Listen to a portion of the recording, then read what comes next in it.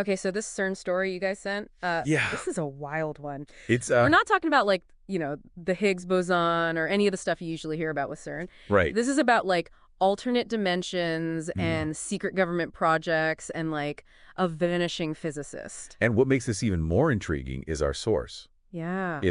We have this audio recording Right. from a certain physicist Right. named Dr. Edward Mantell, Okay. who claims he's breaking some serious secrecy laws to get this information out. Yeah, Mantell's basically saying that CERN isn't just smashing particles together. Right. They're trying to open a doorway to another dimension. Yeah. And something went very wrong in January 2014. Hmm. He lays it all out in this recording. Right off the bat, Mantell introduces this book and universes concept. Okay. He says our universe is just one page, Okay.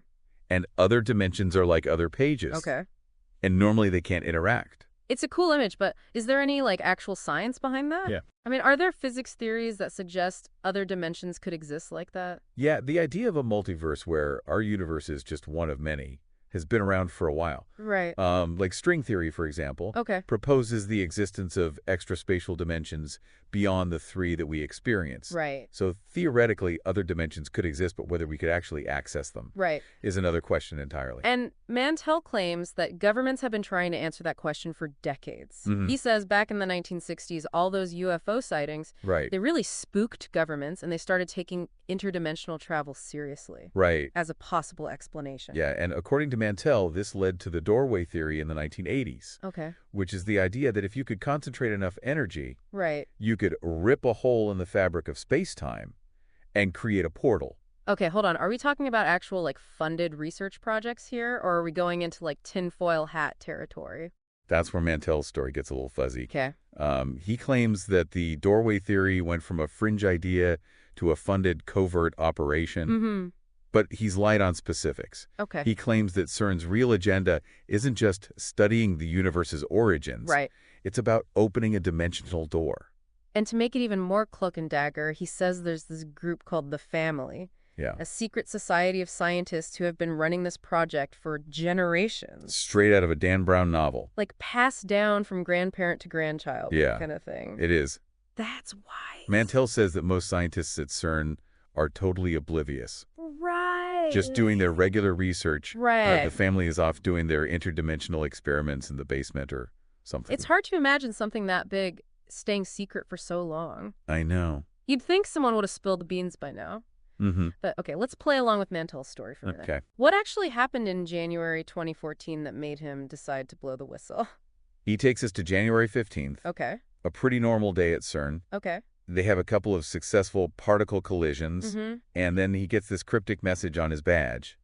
Living room. Wait, living room? Yeah. Like where they have the comfy chairs and do their knitting? Right. It seems a little odd for a top secret science project to be using like casual code names like that. It does. Okay. But Mantell claims that he and another family member, Okay. Dr. Celine Diord, Okay. understood exactly what it meant. Okay. They went to the living room, which turned out to be just a regular boardroom, Okay. and they met with the family, Okay. led by someone Mantell refers to as father. A father. Yeah. I thought we were talking about scientists, not some kind of religious order. Right. Who is this father character? Well, father is Dr. Sandra O'Reilly, Okay. a young physicist who apparently inherited the leadership role in the family. Okay.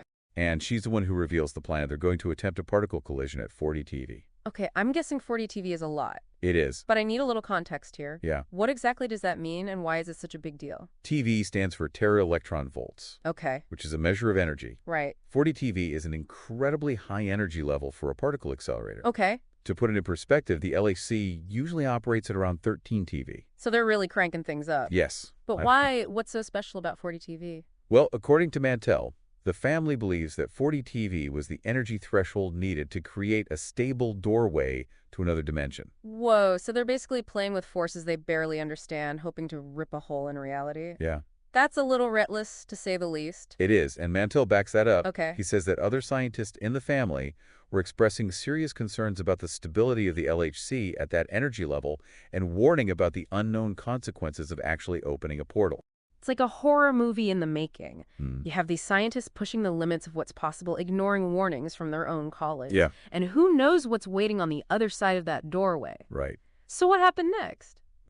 Well, Did they actually go through with the 4D TV collision? they did, and that's where things get really strange. Okay. Mantell describes these particle beams racing around the LHC, approaching the speed of light. Mm-hmm. Then at 40 TV, the room starts heating up, even though the core temperature of the machine remains stable. Mm-hmm. And then there's this blinding white light. Okay, I'm getting goosebumps just listening to you describe this. Yeah. What happened after the light faded? After the light, there's darkness and then a screen. Okay. When they can see again, they find Dr. O'Reilly's belongings still sitting in her chair. Oh, wow. But she's completely gone.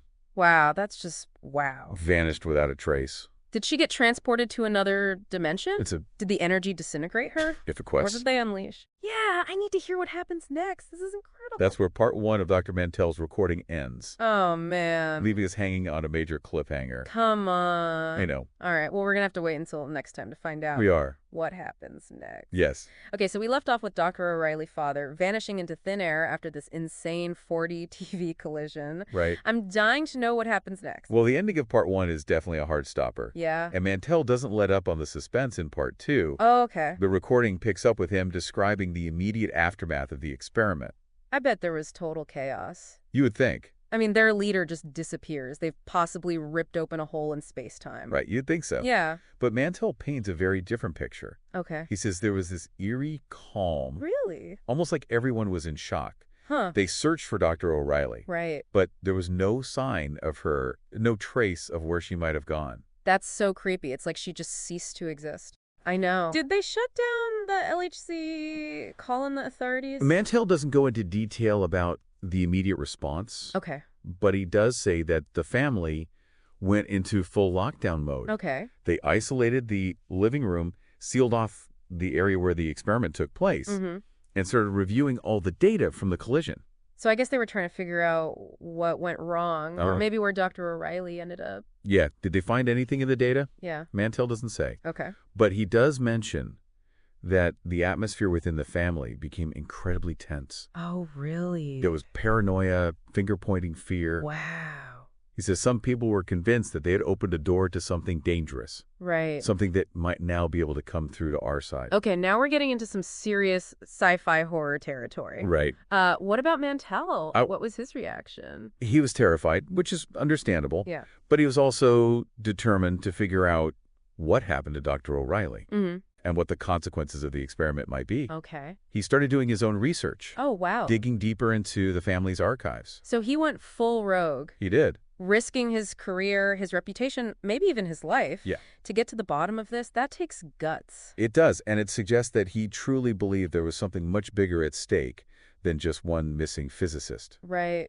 Yeah. You mentioned the family's archives. Yes, Did Mantell find anything interesting there? he does mention finding some disturbing documents, Okay. but he's vague about the details. Okay. He talks about early experiments, failed attempts at interdimensional travel, Mm-hmm. and cryptic references to some kind of incident that happened in the past, Uh-huh. something that the family's been trying to cover up ever since. Sounds like there are layers upon layers of secrets here. There are. And it makes you wonder if the family is so powerful and secretive. Right. How was Mantell able to access their archives without getting caught? That's a good question, and one that Mantell doesn't really answer. Okay. But it's clear that he was taking a huge risk by going behind their backs. Right. And that risk becomes even more apparent in the final part of part 2. What happens? Does he get caught snooping around? He doesn't say, Okay. but he describes this growing sense of unease, Okay. this feeling that he's being watched, Mm-hmm. followed. Mm. He starts receiving anonymous threats, warnings to stop digging into things he shouldn't. Ooh, that sends chills down my spine. So it sounds like the family knows what he's up to. It seems that way, and towards the end of part 2, the tone of the recording shifts dramatically. Really? Mantell sounds panicked, paranoid. Okay, what's he saying? Does he reveal what he found in the archives? He starts talking in riddles Okay. about hidden truths, Okay. about something coming, about the need to prepare, Mm-hmm. and then he utters this cryptic line, "They're not what they seemed they never were." Is he talking about the family? Does he know something about their true nature, their real agenda?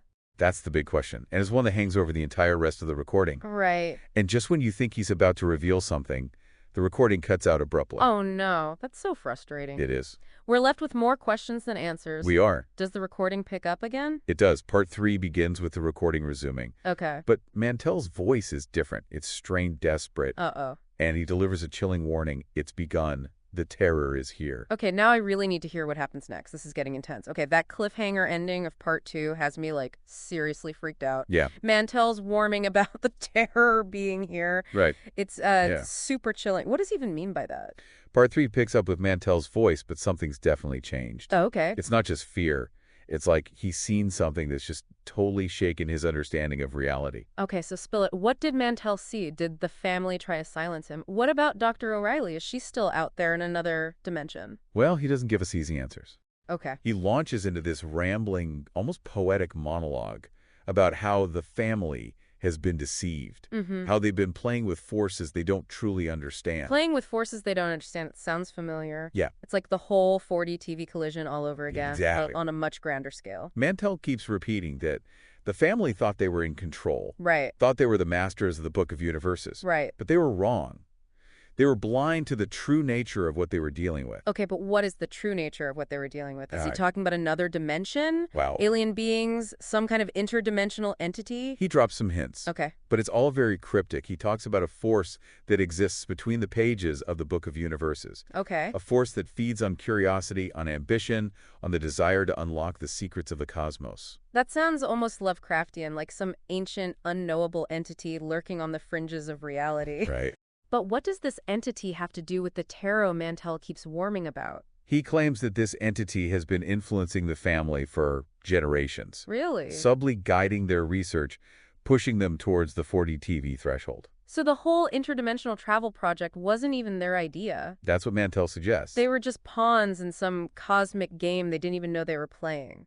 And he believes that by opening the door at 40 TV, they didn't just unleash something from another dimension. Right. They invited something in, something that's now loose in our world. Okay, now I'm really starting to get freaked out. Yeah. But what does this terror actually look like? Right. What does this entity do? Mantell doesn't give us a clear picture. Okay. He talks about strange phenomena, distortions in reality, people disappearing, memories fading. Mm-hmm. It's all very unsettling and ambiguous. It sounds like a slow burn horror film. Right. Where the real terror comes from what you don't see, what you can't quite grasp. But hold on, if this entity is so powerful and manipulative, why even bother with the family? Right. Why not just force its way into our world directly? That's a question Mantell grapples with in the recording. Okay. He theorizes that this entity can't directly interact with our reality, that it needs willing participants, conduits, to bridge the gap between dimensions. So the family, with their ambition and their experiments, unwittingly provided the key that unlocked the door. That's Mantell's chilling conclusion, and he believes this is just the beginning. Uh-oh. He says this entity is testing the waters, learning about our world, preparing for something far worse. So what happens next? Does Mantel have a plan? Does he know how to stop this entity? He doesn't offer any solutions, no clear answers, Okay. but he does leave us with a final haunting message. Okay, what's his parting thought? He says the door is open. It can't be closed. We can only choose what we let through.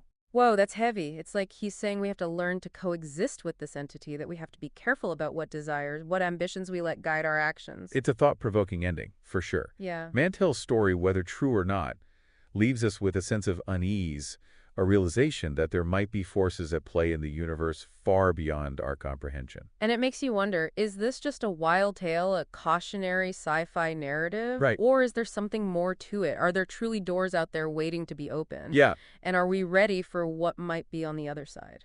that's a great question. Well, I think we've done a pretty good job of unpacking Mantel's story and exploring its implications. We have. You know, we've covered a lot of ground, from theoretical physics to secret societies to like chilling cosmic horror. We have. It's been quite a journey.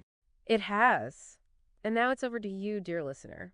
What do you make of Dr. Mantel's story? Do you think there's any truth to it? What do you think it means for us, for our future? We'd love to hear your thoughts. Thanks for joining us on this deep dive into the mysteries of CERN alternate dimensions and the terrors that might lurk beyond our reality.